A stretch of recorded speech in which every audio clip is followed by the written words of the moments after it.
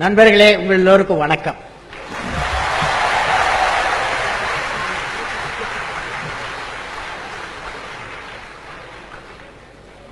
இந்த நாட்டின் நதிகளை இணைக்க முடியுமா? முடியாது என்று சொல்லுவர்கள் தான் நம்ம நாட்டில் ரொம்ப அதிகம். இதுல மாணவர்கள் எத்தனை பேர் இருக்காங்க பாப்போம். Lift your hand. மாணவர்கள் மாணவர்கள் மாணவர்கள் எல்லாரும் மாணவர்களா? ஓகே. மாண்புமிகு திரு சுதர்ஷன் நாச்சியப்பன் அவர்கள், திரு காமராஜ் அவர்கள், மேடையில் இருக்கும் பெரியோர்கள், நண்பர்களே, மதுரை மாநகரத்து மக்களே, மாணவ மாணவிகளே, வணக்கம் உங்கள் எல்லாருக்கும்.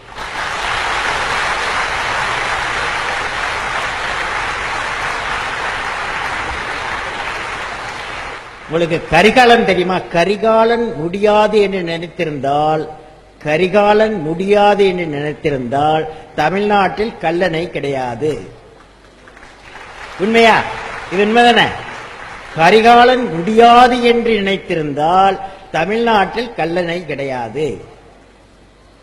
பிரிட்டிஷ் ஏகாதிபத்தியை எதிர்க்க முடியாது என்று காந்தியடிகளும் சுதந்திர போராட்ட வீரர்களும் நினைத்திருந்தால் நமக்கு சுதந்திரம் கிடைத்திருக்காது. இதெல்லாம் உண்மைதானே? Yes or no? சி சுப்பிரமணியமும் எம்.எஸ். சுவாமிநாதனும் முடியாது என்று நினைத்திருந்தால் இந்தியா உணவு உற்பத்தியில் தன்னிறைவு அடைந்திருக்காது. உண்மையா? நம்ம கொரியன் சார் இருக்காரு, அவர் கொரியன் முடியாது நினைத்திருந்தால் இந்தியா வெண்மை புரட்சி அடைந்திருக்காது. விக்ரம் சாராபாய், என்னுடைய குரு விக்ரம் சாராபாய் முடியாது நினைத்திருந்தால் இன்று செயற்கோளை இந்தியா ஏவி இருக்க முடியாது. முடியாது என்ற நோய் நம்மிடம் பல பேரிடம் அதிகமாக உள்ளது. அது ஒரு நோய். அது முடியும் என்று நம்பும் மனிதனால் தான் வரலாறு படைக்கப்பட்டிருக்கிறது. முடியும் என்பவர்களால் தான் வரலாறு படைக்கப்பட்டிருக்கிறது.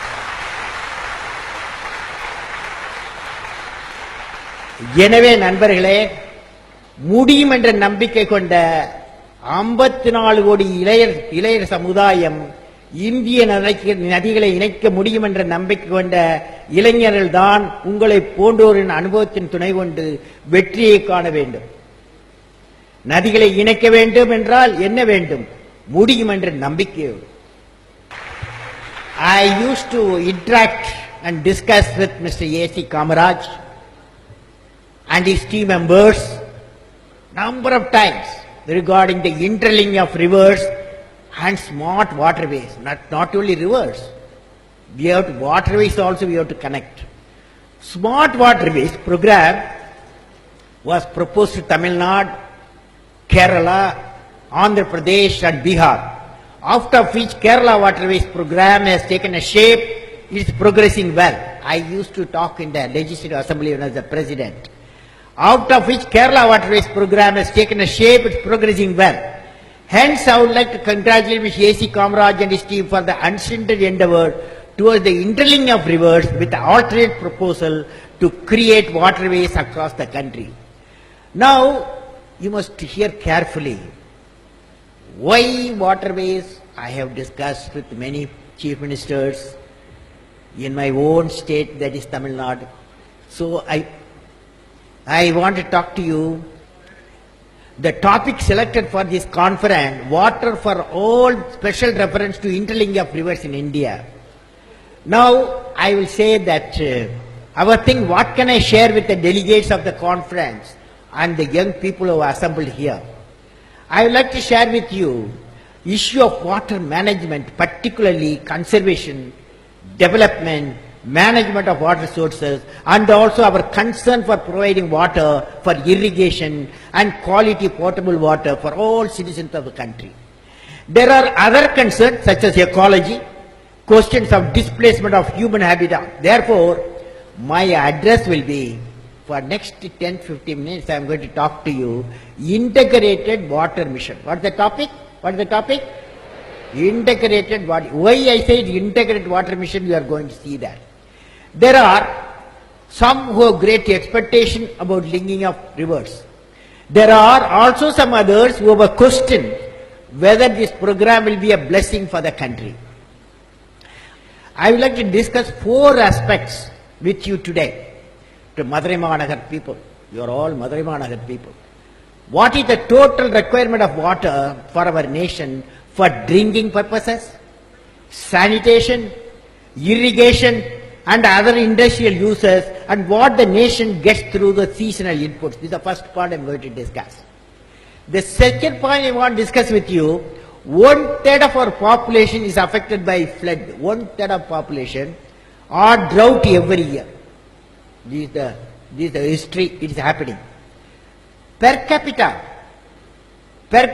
availability of water varies from 10 kiloliter to 50 kiloliter for different season and regions in our country.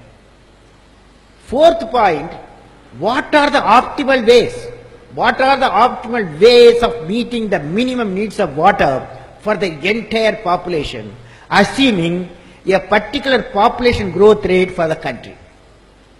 We should remember that by 2020, we have to produce approximately 400 million tons of food grain. That is twice what we produce now. 400 million tons of food grain, and the water requirement will also go up due to population increase. With this picture, let us see what is the water balance. This is a hard subject. You have to be tolerant, okay? I am going to real hard subject now. Water balance. Well, where water gets, how we consume, how it goes to flood, that's water balance. India gets approximately 4,000 billion cubic meter, BCM. India gets approximately 4,000 billion cubic meter for water, 4,000 billion cubic meter of water every year from all natural resources. Out of 4,000, out of these, 700 BCM are lost in evaporation. And another 700 are lost during the flow on ground. Also, the large part of the water, namely 1,500 BCM, flows into the sea due to floods. Thus, if you calculate, the remaining available water is 1100 BCM, billion cubic meter, 1100 BCM. Out of this, groundwater recharge accounts for 430 BCM per year, and the present utilized surface water is 370 BCM. The balanced unutilized water which can be harnessed is 300 BCM. When you say networking of rivers, we are talking about 300 BCM, 300 billion cubic meter. Now, I was studying the frequent occurrence of flood and drought. Flood normally affects 8 major river valleys spread over 40 million hectares of area in the entire country, affecting nearly 260 million people. Similarly, the drought affects 86 million people who are spread in 14 states, covering the total of 116 districts. Where from this flood comes? Where from this flood comes? It comes from the 1,500 billion cubic meter of water every year flowing during the monsoon season. If we have to prevent the damage due to the flood and reduce the severity of the drought, we have to harness these 1,500 BCM of water and distribute it to the drought affected areas. We can also partly store it in proper storage system so that it can be available during non-monsoon months. If we succeed in doing all this, we will not only save the loss arising out of the damage caused to the crops, properties and people by the flood to the extent of rupees 2,400 crores on average per year, we also save the recurring expenditure of 200 crores incurred by the government as a short-term relief measures. The question which arises are how to harness the flood water and how to regulate out of flow flood water so that it does not go into sea and it is converted as a useful water for the humanity.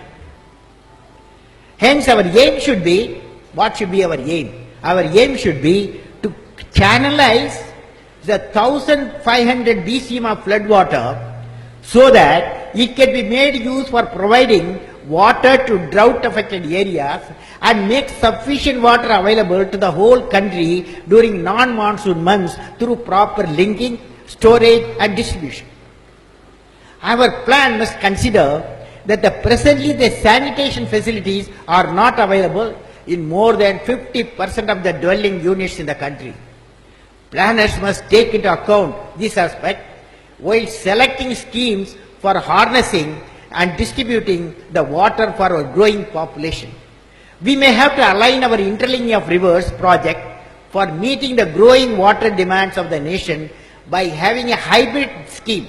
Is my idea, a hybrid scheme which can harness the additional 300 BCM per year and also flood water of 1500 BCM. There is an urgent need to find a long-term solution to control flood, store, utilize the surplus water during drought. All the schemes chosen must be such that there is a continuous availability of an additional water for the growing population and the related needs of the nation by regulating the outflow into the sea. Now I would like to finally discuss about the possible issues arising out of this mission. The main issue which concern certain number of people are rehabilitation and environmental upgradation. While working on such large schemes, certain amount of displacement of people is bound to happen. We should aim at minimizing dislocation. We also should consider overall impact and benefits of the scheme, which in this case going to benefit nearly 340 million people who are affected constantly by the floods or droughts. So adequate funds required should become the component of the mission connecting water resources. I am not saying connecting rivers, connecting the water resources. Also by learning from the problems of the past, necessary new mechanism have to put in place to provide facilities to those who are likely to be displaced well in advance. So hence friends, we have to, my suggestion is, similarly environmental upgradation, there are certain apprehension by environmentalists that the large scale diversion of water, disturbance to the terrain may change, endanger or affect the geological, ecological balance. It is therefore essential to find a solution. Naturally, I believe interlinking of the waterways only will improve a beautiful environment is going to give. Now friends, I will say that science and technology can surely help in executing such missions. India has its own remote sensing satellite, Cartosat-1, Cartosat-2, with better than 1 meter resolution, and their application will help in large scale survey from the source river flow pattern at various seasons. Now I am coming to Tamil Nadu. Interlinking of Tamil Nadu rivers. Let me now focus on the interlinking of the rivers in Tamil Nadu. Every time Mettur Dam gets filled up, most of water goes to sea. For instance, in 2005, 3 times Mettur Dam overflowed and more than 400 TMC, 400,000 million cubic meter water went into sea. Last year in 2007, it was overflowing, possibly around 100 TMC has gone to sea. This has become a repetitive phenomena in the change in environment condition. One side we are saying water is not there, another side water